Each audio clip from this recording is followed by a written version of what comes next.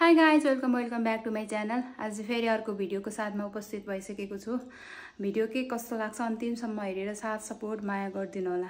चाहिँ बिहान 8 बजीतिर यो भिडियो बनाइरहेको छु। 8 बज्यो, अहिले चाहिँ ठ्याक्क बिहानको 8 बज्यो। घरमै वर्कआउट गरेँ, बाहिर गइनँ। बिहान उठ्दाखेरि नि पुरै घाम लागिरहेको थियो, अनि गइनँ कि बाहिर गर्मी भइरहेछ। अनि 1 घन्टा चाहिँ मैले घरमै वर्कआउट गरेँ। तपाईँहरू पनि मर्निङ वाक अनि त्यसपछि वर्कआउट जिम जुम्बा जहाँ गयो भने 1 घन्टा चाहिँ गर्नु क्या। जहाँ छ त्यही, जति बेला मन लाग्छ। राति 10 बजे वर्कआउट गर्नु मन लाग्छ 10 बजे, बिहान 4 बजे 2 बजे, जति बेला टाइम आफूलाई मन लाग्छ नि त्यति बेला वर्कआउट गर्नुहोस्।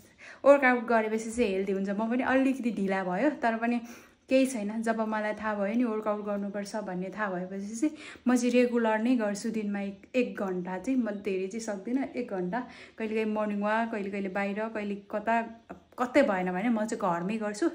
त्यही भएर आज पनि बिहान घरमै गरेँ। पसिना निकाल्यो भने चाहिँ 4 पसिनाहरू सबै जान्छ क्या।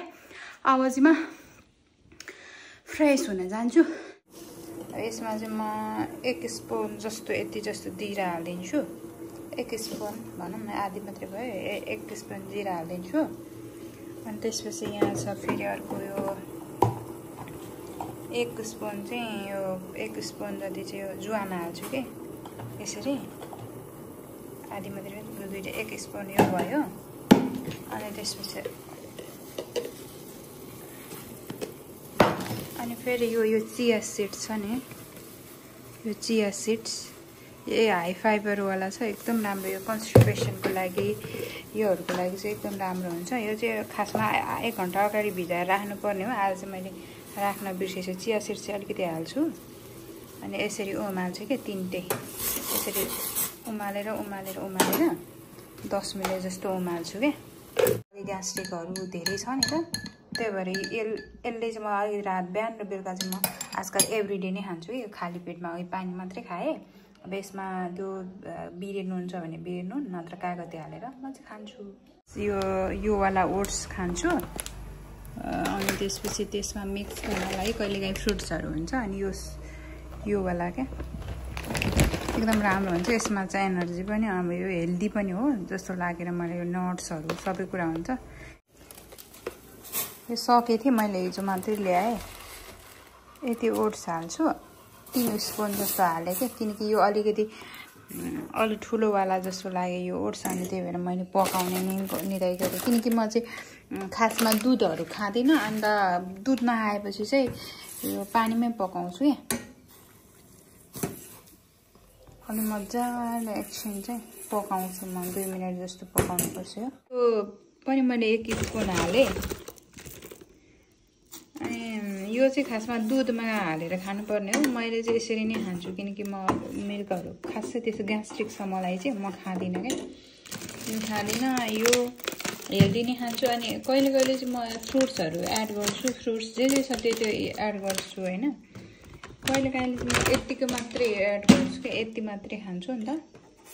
अनि कहिले चाहिँ यसमा मैले के हाल्छु भन्दाखेरि चाहिँ यो चिया सिड्स पनि हाल्छु कि। अनि मलाई मिठो लाग्छ त्यो पनि।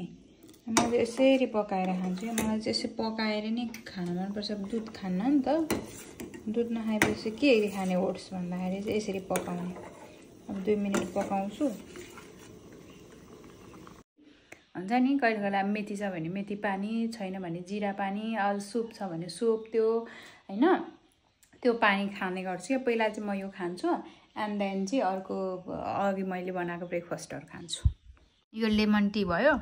यो खाएपछि चाहिँ अब दिनभरि खाना पनि खाइँदैन कि। अब हेल्दी मात्रै खान्छु भन्ने कुरा चाहिँ होइन, म अनहेल्दी पनि खाइरहेको हुन्छु। तर सकेसम्म चाहिँ आजकल चाहिँ मैले अलिकति बानी आफूलाई सुधारिसकेको रहेछु क्या।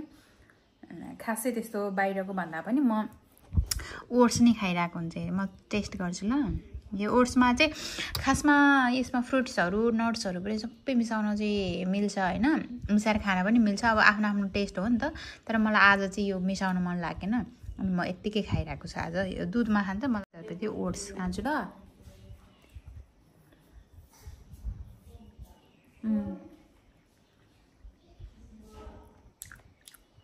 ठिकै हो।